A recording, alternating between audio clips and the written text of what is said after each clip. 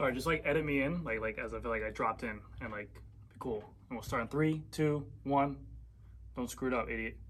Hey, how's it going, everyone? GC Performance here, back with another video. Today I'll be doing a little bit of a change of video, like more slower pace. Someone asked me to do a video on like my experiences throughout the industry. I've been here for 12 years in the store, so I figured I'd talk about bicycle theft, which is always an interesting topic. I had a couple of occasions where people have stolen bikes, or even situations where we found and recovered the bike from that person, so I'll be talking about that. Customers that I've dealt with in the past that the just riding along customers, those type of stories and stuff like that, and also like my mess ups in terms of like what I've done and what I remember from my really cringy moments that I've done that I felt horrible at the time of it, and then even just things I've done today, which I'll talk about. But I figured I kind of just do like a slower change of pace and then show you guys some stuff around the store and take you guys around, act like you guys are here. So hopefully you guys enjoy the video, and without further ado, we'll get into it.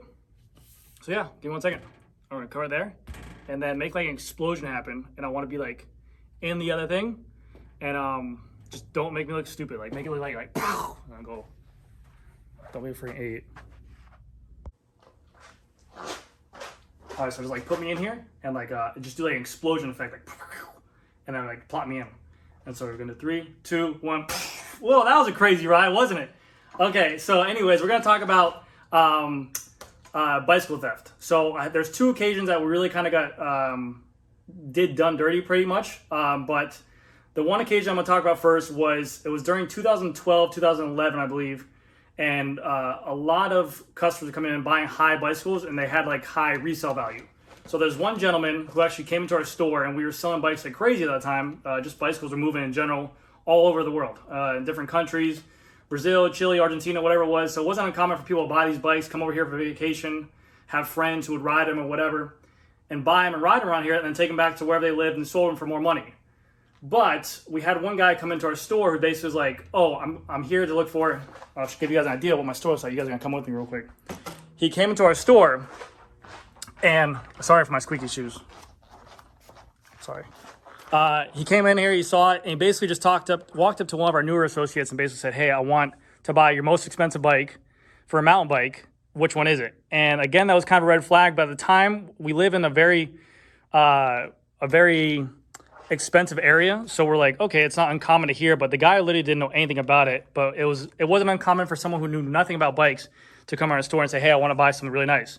So we showed him an S-Works Epic that retailed around $12,000. We showed him and say, hey, this is a bike that a lot of people buy around here, this is very popular, it's around $10,000. He's like, okay, done deal, that's easy.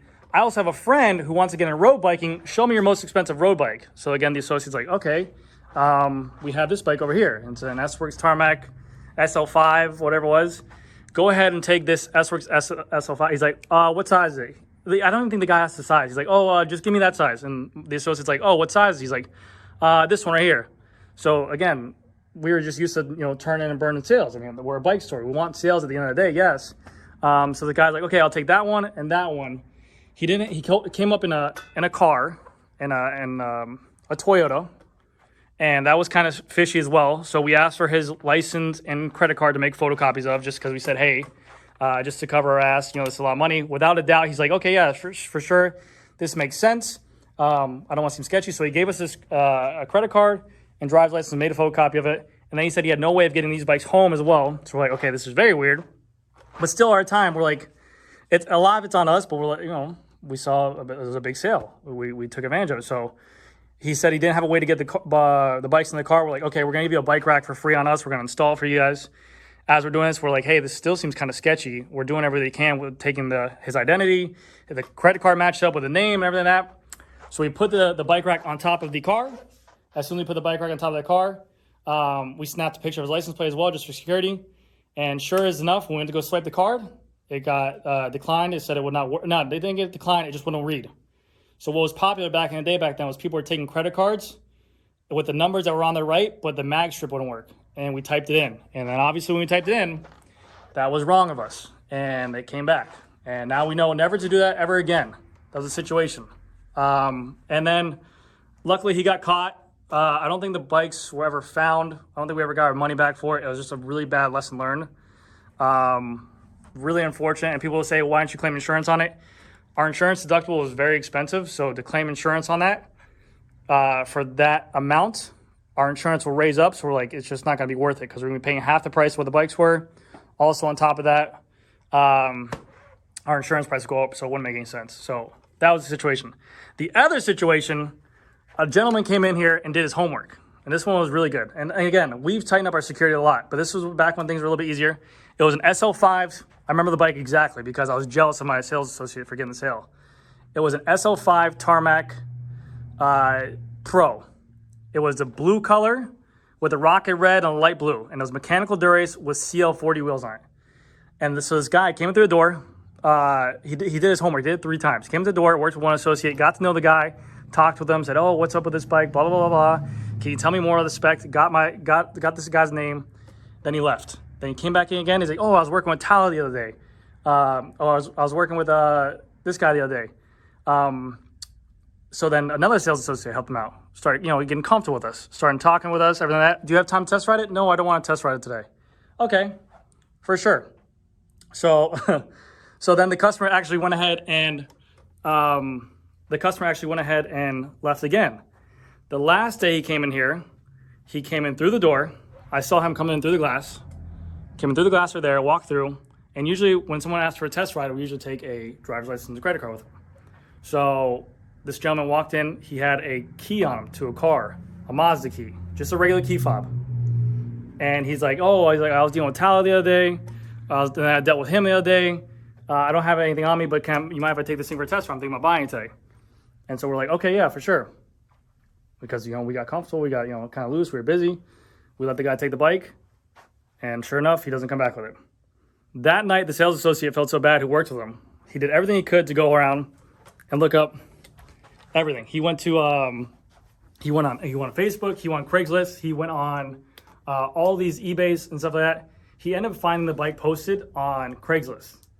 He reached out to the guy and said, hey, I like this bike. I'm interested in buying it. What should I do to set the deal?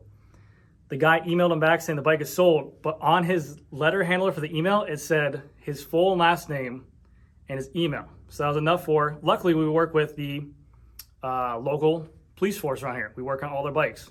So we were able to contact our force that deals with it, gave them the information. They were able to look up his name and where he lived at. And we had security footage and that, and we were able to retrieve that bike and actually remember selling that bike to a customer of mine. So that was a cool situation.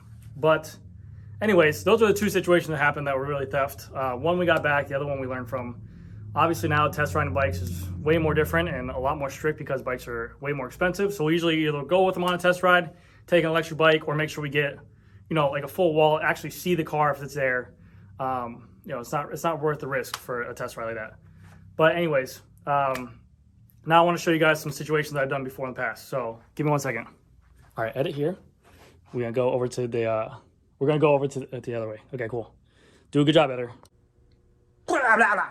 Okay, so a couple of jobs that I really messed up as when I first started off, and I still mess up to this day. I'm nowhere near perfect. I hate that kind of a mechanic mentality where they think they know everything. I'm still learning every day. I'm very confident in my work, but there's a situation at hand. I know you guys probably know Louis Garneau. You probably heard of him, his business and everything, his company. Well, he used to come down here to South Florida to do training rides for his amateur pro athletes and stuff like that, and he would have coaches down here.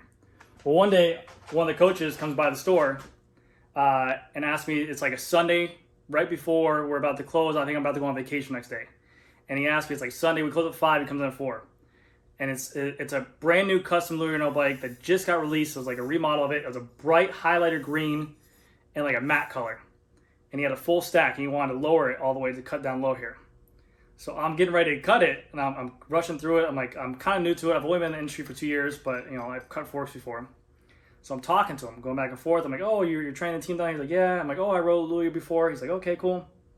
And I felt horrible doing this, man. I felt absolutely it ruined my day. I almost want to cry. I go to remove the fork. I go to remove the spacers, the bearings, and that. I lower the stem. And when I go to measure it, I don't put the stem back on. And so if you ever know anything about forks, when you go to cut it, you put the spacers on, then you put the stem out where you want, and then you measure up here. I measured it right here for where to cut it without the stem on it. So I measured all the way down here. So when I did it, when we put the stem on it, literally only one bolt grabbed at the bottom of it. And it was like, and he was there staring at me, and I was like, he could tell that I was kind of like, I was a kid. I was almost like 19, 20 years old.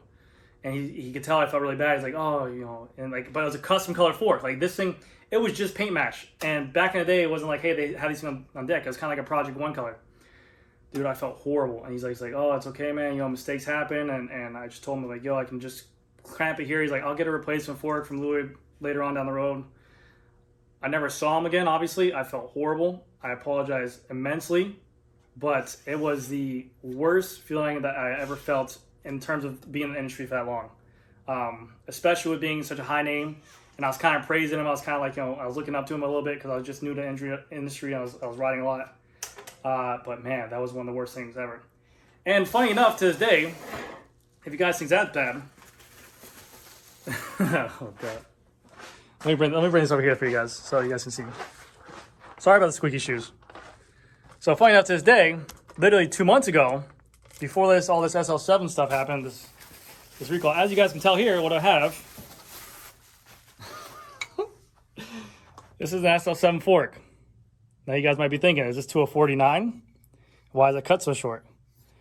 I'm literally here at my store, and one of my associates says to me, hey, I want to learn how to build tarmac SL7s. Can you show me? I was like, yeah, for sure. It's very simple. So I'm over here thinking, oh, not like I'm the man, but I've ran through a couple of these. I've done them a couple times. So I get busy talking to him, to the other guys, and there's no excuses for this. This was a customer's build that he brought to me. He didn't buy from us. He bought from another store around the area, and he wanted me to build it. It was a 54 Tarmac SL7 in that kind of matte green chameleon color. Thank the Lord, or thank whatever, for me having a brand new one of these frames and forks in a box up there. I'm literally building it up, sizing it up. I put the spacers on, but I forget to put the stem on again. I mark it and I cut it. And I'm looking at it after I cut it. I'm like, man, this thing looks super short, but I guess it's whatever. I go to put it in there. It doesn't even like, it pokes out just over the freaking head tube. And I'm like, dude, what do I do? What do I do? I don't know what to do. Like this customer is here. I'm like, I just gotta make it right. I gotta take the fork, the brand new fork out of the other box, and it's the same size frame, everything. And I redid it, and I was like, I'll handle this fork situation later. I called up Specialized. I just talked to the guy. I said, hey man, I talked to my warranty rep, who was really cool at the time. I said, hey, I screwed up. I made a huge mistake. Everything's on me. I'll pay for the fork, whatever it is. Luckily, he hooked me up. He found another fork. I paid for the fork. I didn't want it for free because obviously I made a mistake. I didn't expect it for free either. But this was my memento I get to keep now. So every time I get to go in my cubby and look at things, I get to see this. It's just a Tarmac SL7 fork that's extremely shortcut, and I paid the price for it. But lessons learned. Things happen. You kind of get comfortable, and things like these will kind of humble you down and you know, make you take your time on things and double check things. Because after I cut that first fork, that green fork, I would double check forks all the time. Then I started getting comfortable again with this. Because I think it was because, like I said, there's no excuses about us talking to other people and stuff like that. But man, how lucky was I to have exact same color? That was my last Tarmac I had too. Same color, same size, same everything. And I swapped out. And I never told the guy either, because obviously he would kill me. But it's the same fork and that, so. But man, yeah, that was a kind of a shitty feeling. So, fork situation, I still make mistakes here at the store all the time. Give me 1 second. I got another just riding along story for you. So give me 1 second. Actually, you know what? That's gonna do it because I realized I was talking a lot. Let me know if you guys want more of these videos. I have a bunch of customer stories. I have a lot of high roller story customers. You know, there's a lot of money around me. You know, a lot of athletes and stuff like that. I won't go into their names, but a bunch of different stuff. Just riding along stories where people literally just say, hey, I was just riding along.